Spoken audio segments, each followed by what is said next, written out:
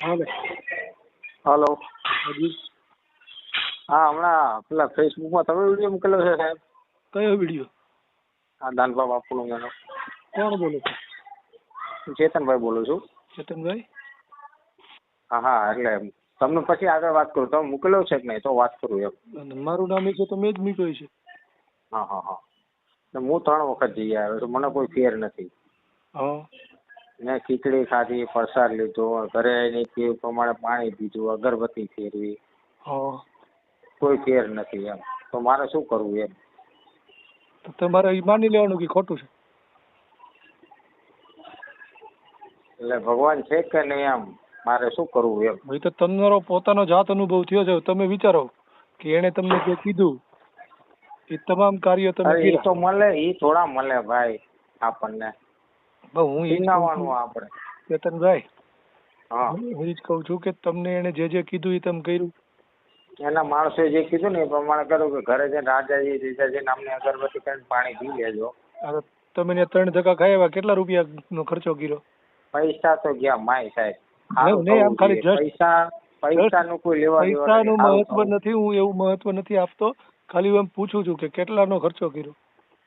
ખર્ચો નથી ઘણો. 2 વખત તો ગાડીમાં લઈને ગયો તો એને એક વાર 2 વ્હીલર ચડકાનો હવે ગયો એક તો. તો તમારા પૈસા ગયા, તમારો સમય બગડ્યો, બરાબર. તમે એક પ્રકારના અંધવિશ્વાસમાં જોડાયા અને તમે આ નહીં, બધું મને કરવા. તો મારા બાપા સીતારામ સિવાય કોઈનો વિશ્વાસ નથી, સમજી લેજો. એમ નહીં, હું જેવું વાવશો એવું જ મળશે મને. ચેતનભાઈ, હું તમને જે વાત કરું છું પેલા સમજો, પછી હા. અને બોલો.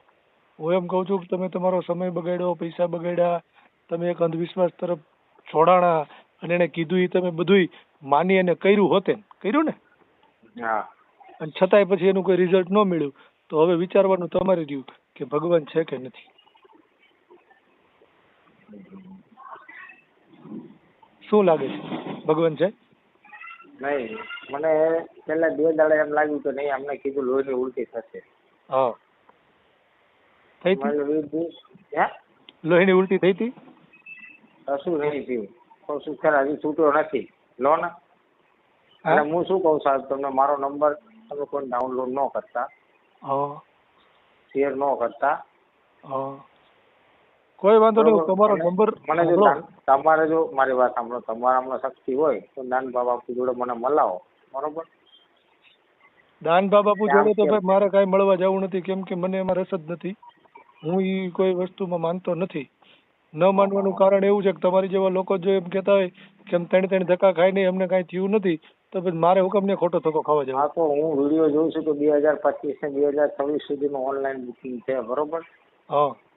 તમારા ને મારા જેવા જ આપણે વિડીયો મૂકીએ છીએ ને, સમજી લેજો. બીજું કોઈ તો ઉપરથી મૂકવા નથી આવતું વિડીયો. આ કોઈ મૂકવા નથી આવતો, પણ હવે એ વિચારવાનું એ રહ્યું કે એ આટલા બધા લોકો. મેં તો બપોરે જે વિડીયો મૂક્યો એમાં મેં કીધું જ કે વ્યસન મુક્તિ માત્ર 2 જ કારણોથી થાય. એક તો તમારા મનથી તમે ધારી લ્યો તો, બસ બસ, અને એક 100%, તમારા 100%. મગજમાં બીક કરે તો. હા હા, બાકી કોઈના 100% વાત બાપુજીની સાચી. તેવડ નથી.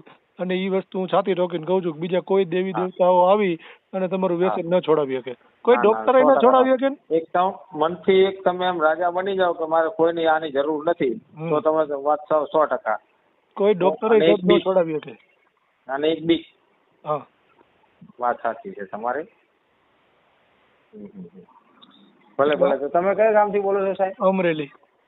અમરેલી એમ ને? હું દહેગામથી બોલું, ગાંધીનગરથી. હા. હા હા હા. કાંઈ વાંધો નહીં. મારા લાયક કઈ કામકાજ હોય તો ફોન કરજો ભાઈ. અને આ બાજુમાં બીજો નંબર છે, કોનો છે? ઈ જે ભાઈની સાથે મેં વાત કરી એનો. એટલે દાનબા બાપુ વાળા છે કોઈ? ના ના, ઈ તો ઓલા ભાઈ, શું નામ, અજયભાઈ નામ છે ને એનું? હા હા હા હા. ઈ અજયભાઈ છે.